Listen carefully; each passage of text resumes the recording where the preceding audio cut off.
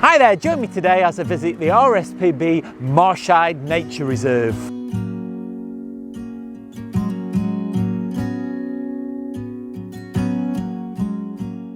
So this is my first time visiting RSPB Marshside. I don't know what I'm going to expect today. The area is quite expansive, so I'm going to have a little wander around, but already just out of the car park I've come across this pond here, which is teeming with Canada geese, and I've also seen a grey lag goose, a coot, some widgeons and a few other species as well, so there's plenty of wildlife about. So whatever happens today, I'll have a nice walk around, and I know that I'm going to enjoy my photography.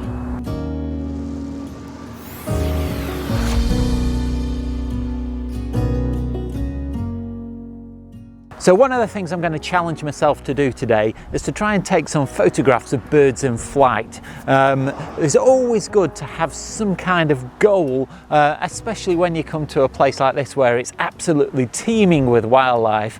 Just behind me here there are hundreds of Canada geese, and so there should be no problem with actually finding birds in flight. The difficulty will be just trying to lock on with the autofocus and then take the photograph. Now what I'm going to try and do is make sure I can keep the shutter speed fairly high, which shouldn't be too difficult because it is fairly bright, albeit overcast. So that is going to be my goal today, to see if I can get some pictures of birds in flight.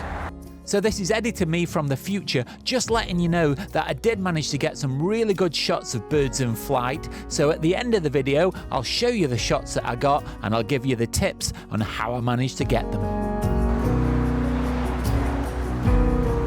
So I'm really showing my ignorance at the moment of all the birds that I'm seeing out on this bit of water here behind me. I think I've seen a black-tailed godwit, but I can't be sure. It's got a beak that is very similar, but it could be something else, and a very small bird that I just can't identify.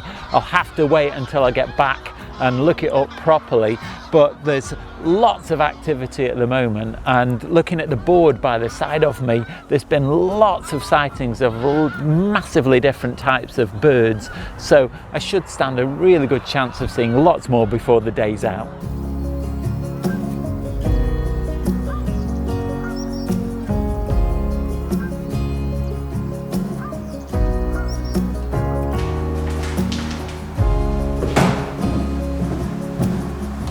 So I've come into this hide here, and there are some handy identification charts on the wall, and what I thought was a black-tailed godwit turns out to actually have been a snipe. But I've also seen a ringed plover, which is quite a small bird, over on the bank just over there, so hopefully the photographs of that should be okay.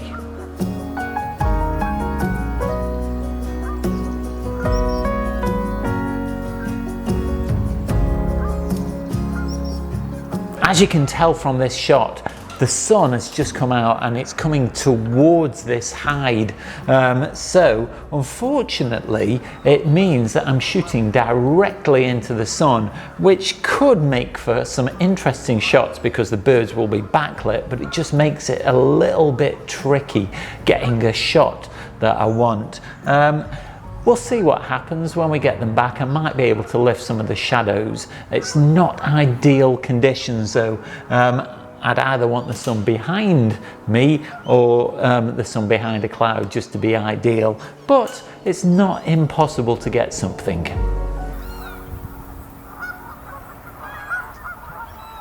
One of the benefits of having bright conditions like this is it does mean that you can have fairly optimized camera settings. At the moment I've got an aperture of f8, so I've got a fairly good depth of field. The ISO is up at about 640, but that's fine for this camera because I can sort any noise out with noise reduction, and I won't get that much anyway. But because I'm in aperture priority at the moment, the camera is sorting out the shutter speed, but I'm getting a shutter speed of about 5,000th of a second, so it's really quick, so I shouldn't have any problem freezing any action.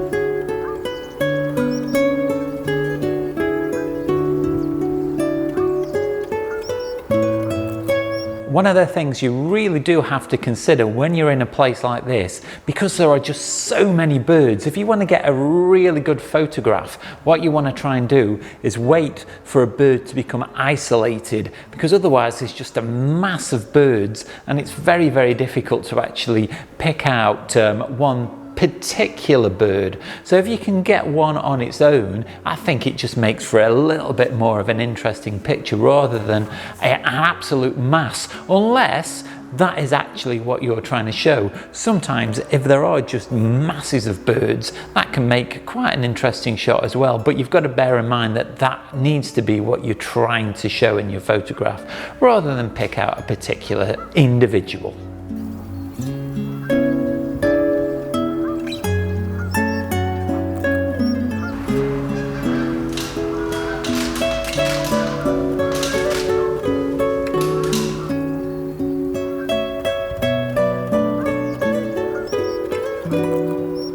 So I spent quite a bit of time in that hide now, but I think it's time to have a little bit of a wander around the outside of the reserve to see if I can see something different and maybe see if I can get any more shots of birds in flight. I think I've already got a few, but as I'm out and about and open a little bit more, I might stand a little bit of a better chance. But who knows? Let's see what we can find.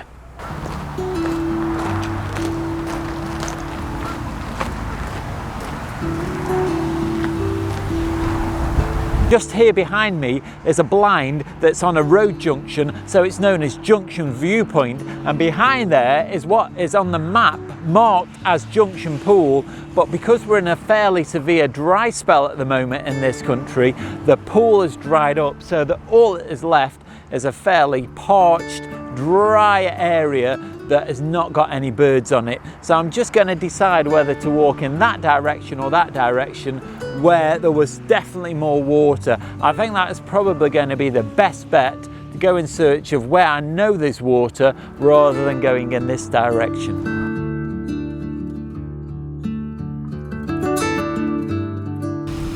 Well, there are definitely birds in this direction. Just here behind me on this field must be the best part of about 150 grey lag geese.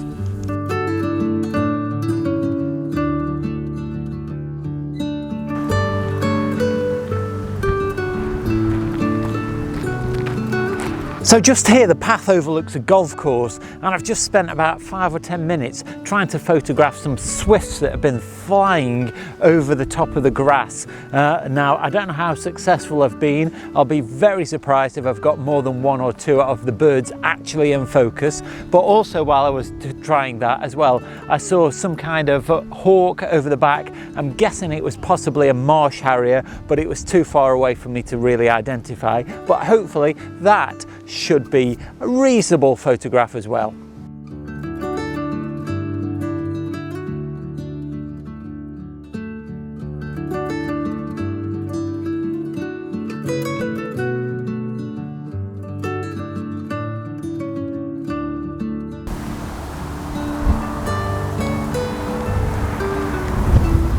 So running at the other side of the fairway here is a pond, and I just saw some moorhen, some chicks and an adult, and then as I was filming a grey heron came and landed on the pond, so I've got a shot of that as well.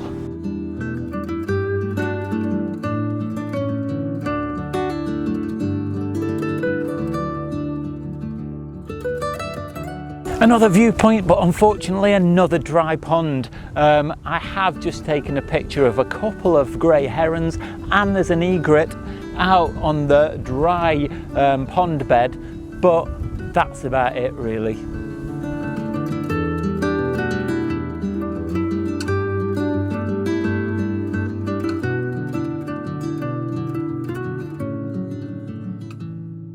So I've nearly completed my trip around the reserve and I've got to this final hide, but unfortunately it's the same story again. I've just got a dry, barren pond that's got no water in it, so it's just like a field, so it's not had any water in for quite a while.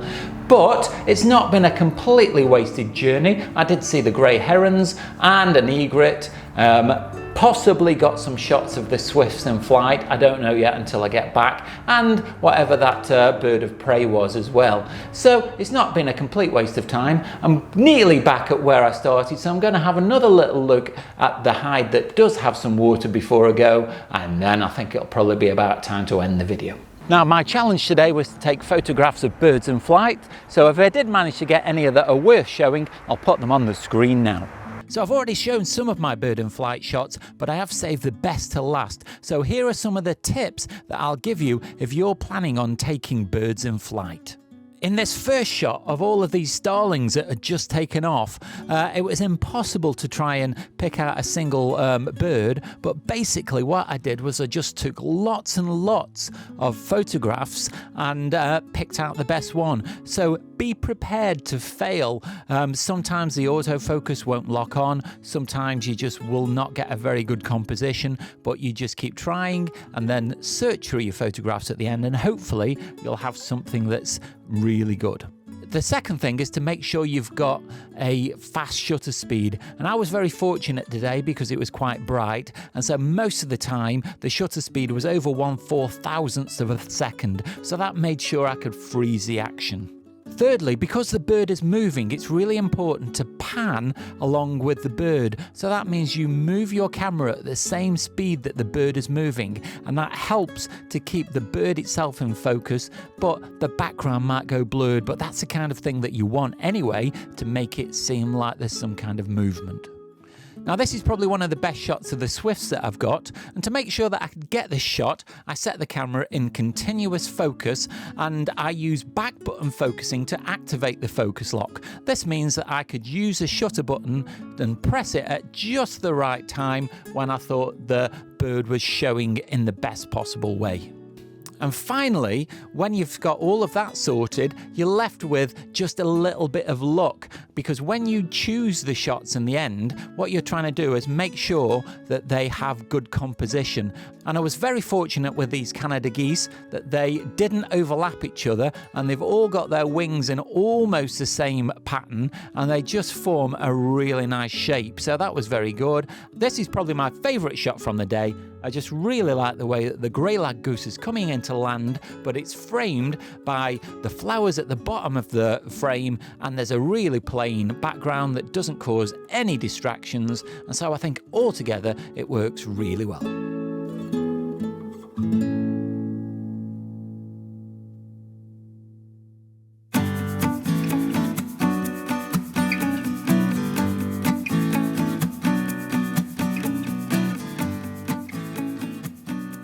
So I'm back where I started, and it seems like this is the only little spot of water on the reserve at the moment, so I was very fortunate to get the shots that I did this morning. But it's not been a complete waste of time, because as well as the shots that I got here on this bit of a pond, I did get some shots as well on my walk around the reserve. And it's worth noting for the future that this is going to be a really good location in the winter or spring months when all of these ponds will be full of water. Well, that's the end of this video. I do hope you've enjoyed it. If you have, let me know down below in the comments, or nip over to my Instagram account, that's @Oakden, leave me your comments there. And you can also see lots of my photographs. Now, if you like what I do on the channel and want to help support me to make future content like this, you can also visit my Teespring store. There I've got a range of merchandise on offer, so go and check that out because it really does help out the channel. And don't forget the super thanks button as well. But you don't have to spend any money at all to support the channel. You can do that simply by clicking like, subscribe and the bell notifications, because it really helps me out and it makes sure that you don't miss out on any future content. Watch out for next week's video, that goes live on Sunday. In the meantime, go and check out this video just up here, but all that's left now is to say stay safe, and I'll see you soon.